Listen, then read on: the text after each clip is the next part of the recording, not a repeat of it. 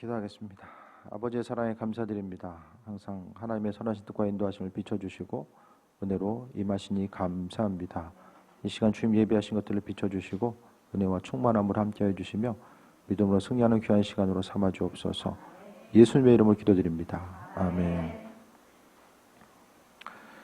시편의 내용은 하나님의 말씀 가운데서 우리를 향하신 계획하심과 예비하심, 그리고 오늘 본문은 특별히 이제 하나님을 향해서 찬양하는 찬양의 내용이 이제 담겨져 있습니다.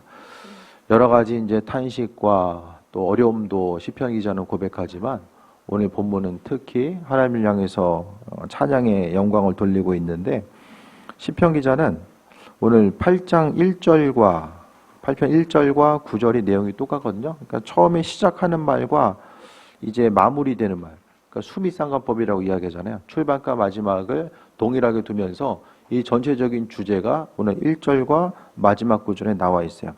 여호와리 주여, 주의 이름이 온 땅에 그리 어찌 아름다운지요, 주의 영광이 하늘을 덮었나이다. 참 우리가 이제 찬양의 오늘 찬양단 마지막 구절 가운데서도 하나님의 영광, 오늘 시편 8편 찬양 가운데서 참 이렇게 마음속에 마음에 좀 울림이 있는, 그러니까 우리가 부흥회 때 배운 대로 하면은 마음의 울림이 아니라 내 영이 하나님의 찬양의 그 고백 가운데서 우리의 영이 고백하고 있고 반응하는 거죠. 마음의 진동과 울림은 어떤 하나님께서 우리의 심령을 만져주시고 함께 하심에 대한 그 믿음의 고백이 담겨져 있지 않나는 생각을 해보게 됩니다. 그래서 시편 기자가 생각했을 때에 주의 이름이 온 땅에 어찌 그리 아름다운지요, 주의 영광이 하늘을 덮어있나이다라고 합니다. 이것은 뒤에도 나오겠지만은 3절 보면 주의 손가락으로 만드신 주의 하늘과 주께서 베풀어 주신 달과 별들을 내가 보오니, 그러니까 시편 기자는 뭘 보냐면요, 자연 환경을 보는 거예요. 그러니까 지금도 이렇게 좀 시골 외진데 가면 하늘의 별이 반짝반짝 빛나잖아요. 그러니까 이스라엘인들도 보면 이제 사막 가운데서, 사막은 불빛이 없기 때문에 이 불빛이 없는 가운데서 하늘을 보게 되면 그 가운데서 아주 반짝반짝 빛나는 하늘을 바라보면서 그 시편 기자는 하나님의 인도하심, 그러니까 눈에 펼쳐진 한 가지 한 가지가 하나님께서 친히 그분의 손가락으로 만드셨다. 하나님이 입술로서 천지 만물을 창조하셨잖아요. 그 창조하심을 오늘 시편 기자는 손가락으로 하나하나 만들어 놓으신 것. 그러니까 어떻게 생각하면은 이 당시에 이제 사람들은 어떤 하늘의 별 자체가 태양빛에 의해서 행성이 비춰진 것이 아니라 그냥 하늘에 그냥 반짝이는 별 정도. 그러니까 이것을 별을 하나님이 하나하나 좀 만들어 놓으시고 하나님의 그 걸작품, 그 정도로만 이해한 거죠.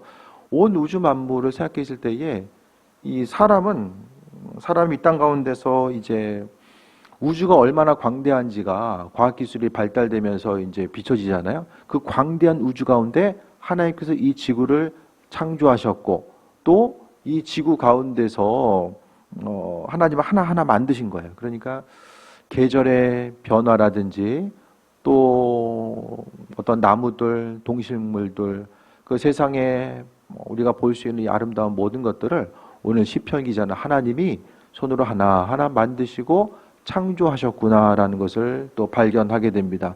그러니까 창조의 아름다움을 통해서 하나님의 살아계심을 발견한 거예요. 이걸 바로 자연계시라고 하거든요. 하나님이 자연 온 우주 만물 가운데서 그분의 생각과 호흡과 그리고 계획하심을 한 가지 한 가지, 그러니까 사람도요 하나님의 성품을 가지고 있고요, 세상에 보여지는 이런 꽃과 나무 동식물들도 다 하나님의 그 창조적인 능력 자체가 그 안에 다 심겨져 있고, 그러니까 모든 DNA 가운데서는 하나님이 가지고 있는 그 성품과 계획하심과 예비하심이 눈에 펼쳐지는 모든 만물 가운데서는 담겨져 있다라는 거예요. 그래서 누가 그냥 사람의, 그러니까 하나님의 창조의 손길이 아니면 우연적으로 보여지고 그냥 시간이 감에 따라서 그냥 그런가 보다라고 보여지는 모든 것들이 오늘 시편 기자는 하늘에 베풀어 주신 것, 달과 별이나 모든 것들을 바라봤을 때에 하나님의 창조하심의 손길과 예비하심을 발견한 거예요. 그러니까 우리도 마찬가지입니다. 이 땅을 살아감에 있어서 하나님의 살아계심을 우리가 어떻게 발견할 수 있는가? 저는 제가 자주 말씀드리지만은 제가 신앙생활을 안 했으면 예수님을 믿게 됐으면 그 계기 자체가 다른 어떤 것보다도 이 창조 질서 보여지는 것들이 아니 꽃과 나무 저 한 가지도 예? 가뭄 때는 계속해서 뿌리를 내리고자 하고 이 동식물의 모든 그 작용들 사람의 몸도 마찬가지거든요. 정말 움직이고 반응하고 또 신체 기관도 2개 있어야 될 것들은 2개 있고 치아도 임플란트 하신 분들은 한 3번, 한 번만 더 나면 좋겠다 생각하지만은 한 번 더 나면 이게 덧니 나가지고 아마 이 뽑다가 이거 정신 없었을 거예요. 예? 2번이 하나님의 창조 질서 가운데 2번이 딱 적당한 거예요. 유치도 빠질 때 되면 알아서 빠져. 이게 우연적으로 발생된 것이 아니라 이게 사람의 신체 기관뿐만 아니라 다른 것도 다 마찬가지입니다. 동물도 식물도 곤충들도 보호색이 있어야 되는 것들은 보호색이 있고 또 어떤 곤충들도 또 만약에 어류들 같은 경우에는 물고기가 새끼를 할 때 한두 마리 낳고 끝나. 그럼 끝나는 거예요. 다 잡아먹히고 이제 종족이 번성이 될 수가 없잖아요. 그러니까 이 모든 것들이 우연적으로 발생되었다라고 믿는 게 그게 사실은 더 기적이 아닐까. 하나님의 창조주의 손길보다 우연적으로 발생됐다라고 믿는 것이 어떻게 생각하면 더 무책임하고 또 어떤 사고의 생각을 폭을 좀 제한하는 일이 아닐까 하는 생각을 해보게 됩니다. 그래서 우리는 오늘 시편 기자도 마찬가지로 그가 하나님을 찬양했던 것은 하늘의 별과 자연 모든 만물을 보니까 하나님이 이런 부분도 이렇게 만드시고 이렇게 하셨군요. 하나님은 정말 하나님의 지혜와 능력, 그분의 창조적인 디자인, 우리도 외모가 마음에 들든 들지 않든 하나님께서 우리를 디자인하신 거예요. 다 그냥 눈, 코, 입 다 달려있지만은 또 다 다르게 생겼잖아요. 이것도 하나님의 한 사람 한 사람 계획하심과 인도하심, 그분의 계획하심이 다 담겨져 있는 것이 우리 자신의 모습입니다. 그래서 우리는요, 눈 뜨고 보여지는 모든 것들 가운데서 하나님이 어떻게 세상을 창조하셨는지를 바라볼 수 있어야 되고요. 그 창조 세계를 보존하는 것이 우리에게 맡겨진 역할입니다. 지금 현재 우리가 당하는 고난의 많은 부분은 하나님께서 그렇게 아름답게 창조하신 그 창조 질서의 세계를 잘 관리하지 못함으로 인해서 못한 그 어려움들이 다 바로 이제 우리에게 다가오는 거잖아요. 먹는 거, 또 숨쉬고 느끼고 모든 것들이 사람의 욕심 가운데 파괴되는 거예요. 하지만 그 오늘 시편 기자는 하나님을 향해서 이거 보니까 하나님 찬양합니다. 또 이런 부분을 보니까 하나님을 찬양합니다. 한 가지 한 가지. 우리 같으면 하늘의 별 보면은 그동안 못 보던 거 참 별이 많네. 역시 시골은 별이 많아. 이러고 그냥 지나가잖아요. 근데 시편 기자는 정말 하나님의 손길에 대해서 경험한 이들은 그 가운데서 하나님의 일하심, 자연 만물을 통해서 하나님의 일하심을 발견했던 시편 기자는 자연을 통해서만 발견했을까요? 아니죠. 삶의 순간순간마다 만나고 경험되어진 일들, 오늘 하루가 우연적으로 발생한 일이 아니라 정말 내가 만나고 경험한 이 모든 것들이 하나님께서 정해놓으신 이 창조 질서 가운데서 움직여지는구나. 그것에 대해서 생각하는 거죠. 이번 집회를 통해서 이제 말씀이나 개별 사역을 통해서 우리가 경험되어진 것, 저는 한 가지 가장 머리에 남는 게 말씀드렸던 것처럼 하나님이 정말 이 세상에 60억, 70억이 넘는 인구 수많은 사람들이 있는데 그 수많은 사람들 가운데서 또 나에게 관심을 기울이고 계시는구나. 내 소소한 그 문제, 또 내가 크게 생각하는 문제, 작게 생각하는 문제, 내가 지금 고민거리로 가지고 있는 그 문제를 외면하지 아니하시고 하나님도 내 문제를 중요하게 여겨주시는구나. 그런 부분이 정말로 새롭고 놀랍게 다가오는 계기였어요. 기도 가운데서도 몇몇 분들이 이제 경험이 있을 거예요. 하나님이 내가 고민했던 것들, 이게 나을까 저게 나을까, 어떤 길을 선택하는 게 나을까를 고민하는 그것들, 다른 사람들 보기에 가볍게 이야기하지만은 나 자신에게는 결코 가볍지 않은 문제, 그 부분에 대해서 하나님께서 관심을 기울여 주시고, 내가 이야기하기도 전에 하나님은 먼저 또 비춰주시고 함께 하셔서 우리에게 있어서의 가장 선한 방향이 무엇일까에 대해서 비춰주시는 것. 그러니까 창조주 하나님의 세밀하신 그런 계획하심과 인도하심을 얘기하는 거죠. 그래서 이 땅 가운데서요, 많은 사람들, 정말로 고통 가운데 있는 사람들이요, 말씀 속에서 하나님이 나를 사랑하시는구나, 나와 함께 하시는구나, 그 한마디 성경 한 구절 때문에 힘과 능력을 얻어서 죽을 뻔한 사람도 살고요, 다시 한번 새 힘을 얻어서 달려가는 예들이 너무나도 많이 또 발견됩니다. 오늘 본문 가운데서도 마찬가지거든요. 자연 만물을 보면서 이 창조하신 하나님이, 온 우주 만물을 창조하신 하나님이 어떻게 하고 있습니까? 사람 한 사람에게, 나 같은 사람에게, 시편 기자에게도 은혜를 베풀어 주시고 함께 하신 것에 대해서 감사하고 있는 거예요. 그래서 4절 보면 사람이 무엇이기에 주께서 그를 생각하시며 인자가 무엇이기에 주께서 그를 돌보시나이까. 사람이 생각했을 때에 우리가 참 죄가 많잖아요. 죄 없는 사람이 어디 있어요. 맨날 말씀대로 살아간다라고 하지만 그 흉내내기 바쁘고, 예? 주님의 말씀대로 살기보다는 어떻게 하면 예수님 이용해서 내 인생 잘 될 수 있을까, 그거 고민하고, 죄가 죄인지를 알면서도 저지르고. 그런데 하나님이 오늘 시편 기자도 이야기하는 거예요. 스스로 죄인임에도 불구하고 하나님이 나와 함께 하신다라는 것, 순간순간 은혜로 베풀어 주시고 함께 하신 그 은혜 자체가 삶을 통해서 느껴지는 거예요. 그래서 사람이 무엇이기에 정말 우주 만물에 비해서 정말 보잘것없어 보이는, 온 우주 가운데 사람의 인생 한 사람 한 사람이 정말 점 하나도 안 되는 그런 위치를 차지하고 있는 그 사람을 하나님께서 존귀하게 창조하시고 우리를 사랑으로 불러주시고 함께 하시며 무엇보다도 여전히 우리에게 크나큰 관심을 기울이고 계신다라는 것 자체가 그것을 통해서 오늘 시편 기자는 하나님을 찬양할 수밖에 없는 그 모습을 이야기하는 것입니다.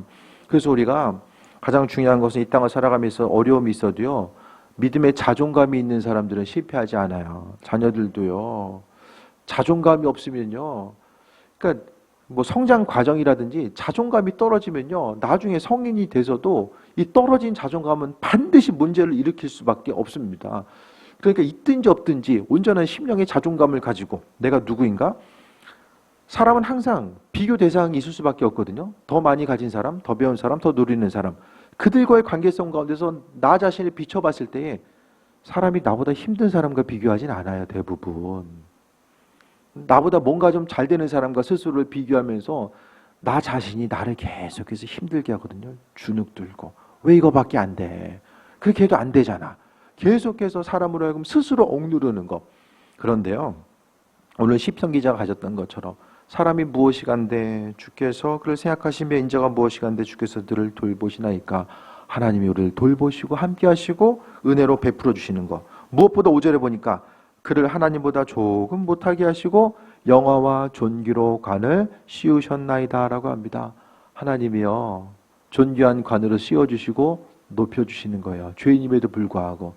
그러니까 우리가 세상의 그 치열한 경쟁사회 가운데서 나 자신을 생각하면은 정말 믿음이 흔들릴 수밖에 없고 연약한 모습이 비춰질지라도 그것이 아니라 나 자신이 누구인가, 하나님의 창조 질서 가운데 내가 존귀한 한 사람 한 사람이라는 것, 내가 누구인가, 경쟁 사회 가운데서 내가 누구인가를 이야기하는 것이 아니라 하나님께서 만들어 놓으신 그 창조 질서 가운데서 내가 누구인가, 그 부분에 대해서 분명히 인식하고 살아가는 거예요. 그래서 믿음의 자존감, 있든지 없든지 믿음의 자존감에 대해서 이야기하는 거예요. 그래서 우리가 삶을 살아가며 있어서 내가 정말 하나님의 백성으로서 믿음의 자존감이 있는가. 오늘 시편 기자, 창조주 하나님이 나를 만드시고 나를 세워주시고 나에게 관심을 기울여 주시고 다른 사람들이 뭐라고 하든지 간에 나와 함께 하신다는 그 믿음의 자존감이 내 안에 정말 존재하고 있는가, 그 부분을 생각하는 거예요. 나 자신은 존귀한 사람입니다.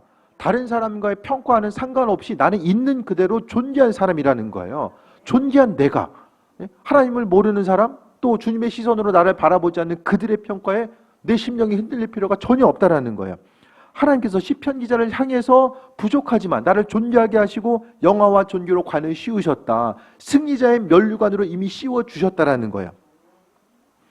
뿐만 아니라 6절에 주의 손으로 만드신 것을 다스리게 하시고 만물을 그의 발 아래 두셨으니, 그라는 것은 자신이 부족하기 때문에 어떤 삼위신적인 표현을 하고 있는 거예요. 시편 기자 자신을 이야기합니다. 그래서 만물을 하나님께서 다스리게 하셨다.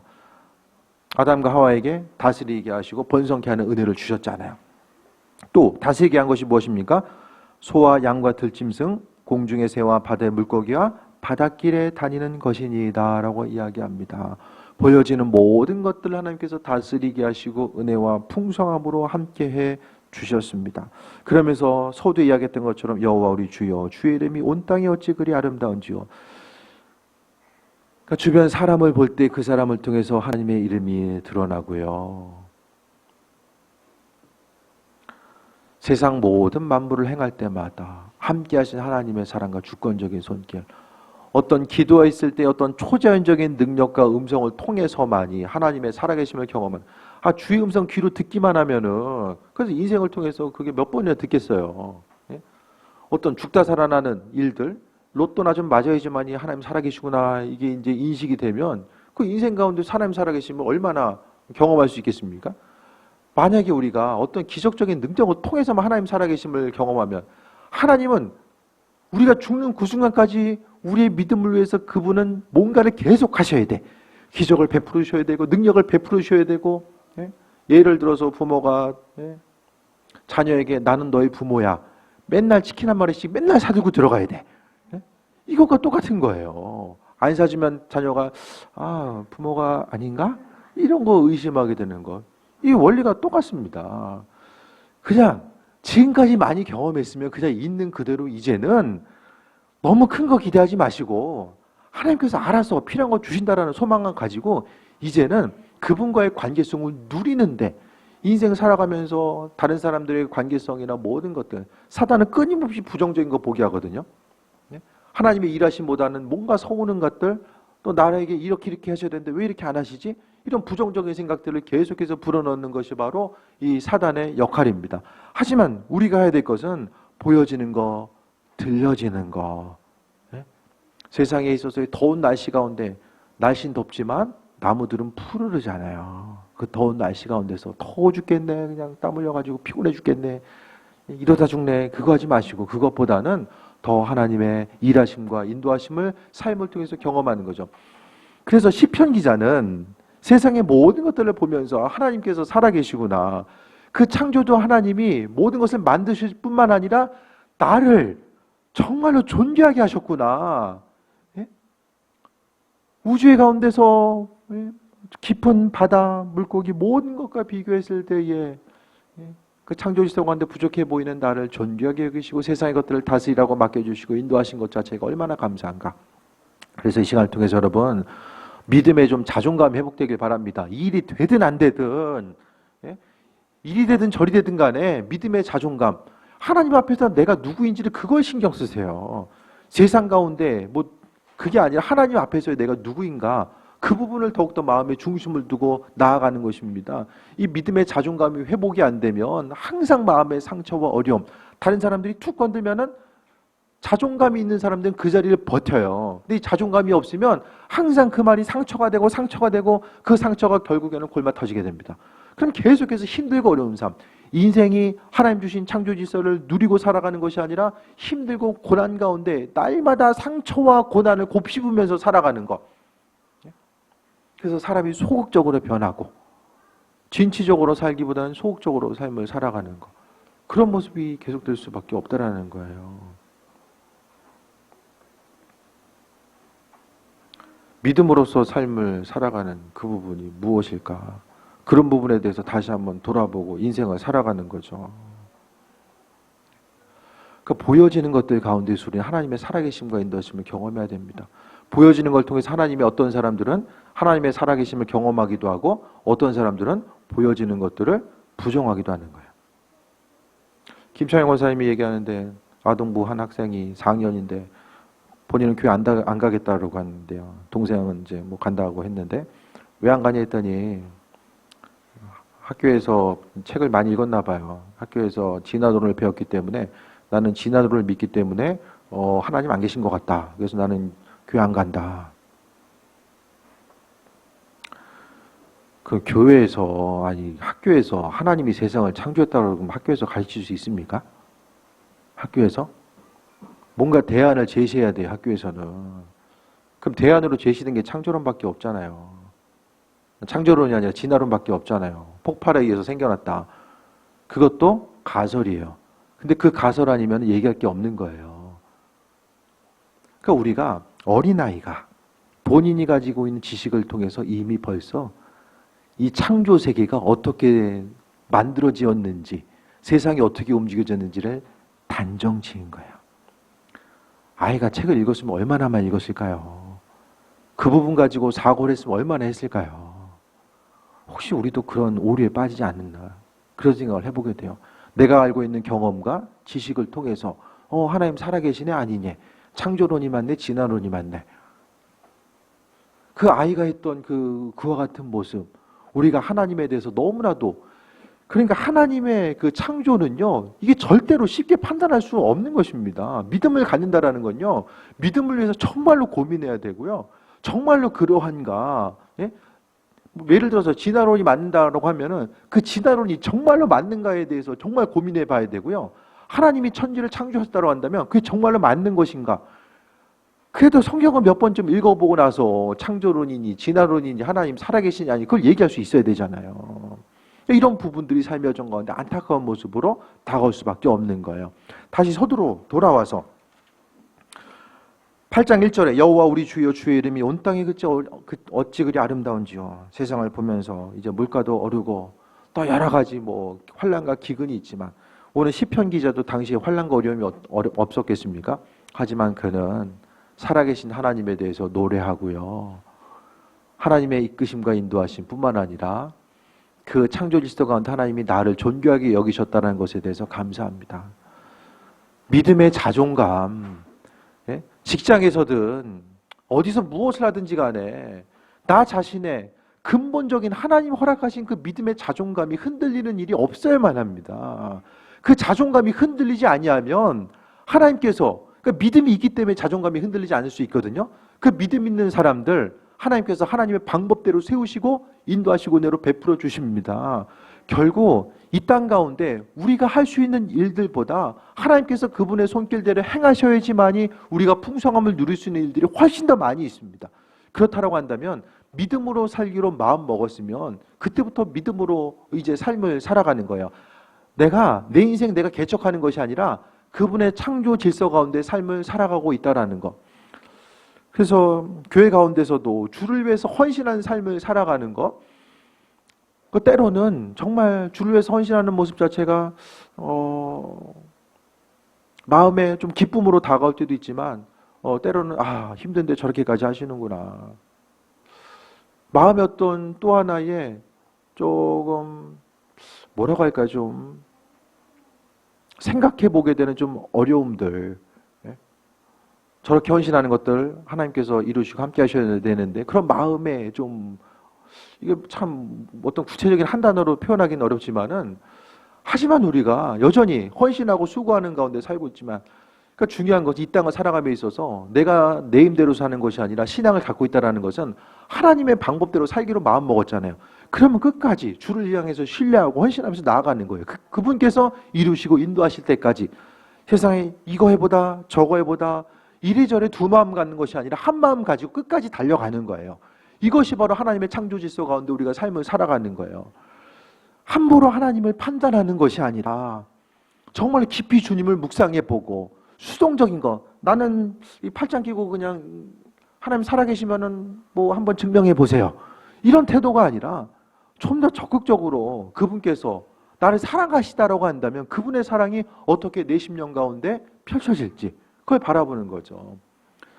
강사 목사님도 고등학교 때 그 하나님께서 창조하신 것에 대해서 이게 안 믿어져 가지고 말씀하시잖아요. 고민하고 있을 때에, 네? 불경도 좀 읽어보시고 고등학교 때 좀 독특하셨던 것 같아요. 이것저것 많이 해보셨던 것 같아요. 그때 그냥 갑자기 믿어지는 은혜, 뭘 해서가 아니라 그냥 갑자기 믿어지는 은혜, 그 은혜가 있었던 거죠. 하나님의 살아계심과 인도하심과 예비하심이 우리의 삶의 여정 가운데 함께하고, 무엇보다도 시편 가운데 보면은 기품이 있어요. 깊은 내용들,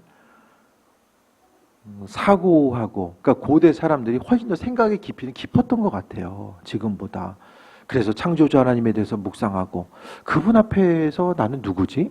한 사람의 존재로서의 나는 누굴까를 심각하게 고민하고 묵상하면서 내가 그 질서 가운데 존귀한 사람이구나, 그것을 통해서 하나님의 영광, 그래서 그 그가 주의 이름이 온 땅에 어찌 그리 아름다운지요 주의 영광이 온 하늘을 덮었다. 세상 보는 것마다 하나님의 손길을 발견하는 거예요. 앞 사람을 통해서 주변 한 사람 한 사람을 통해서 살아계신 하나님을 날마다 경험한 거예요. 기도할 때뿐만 아니라 삶의 여정 가운데 날마다 하나님을 경험하는 삶이 얼마나 기쁘고 행복한 삶을 살았겠습니까? 삶의 여정 가운데 또 살아계신 하나님을 발견하고 그 은혜와 또 충만함 가운데 또 소망함 가지고 또 달려가며 또 믿음으로 승리하는 귀한 삶 되시기를 축원드립니다.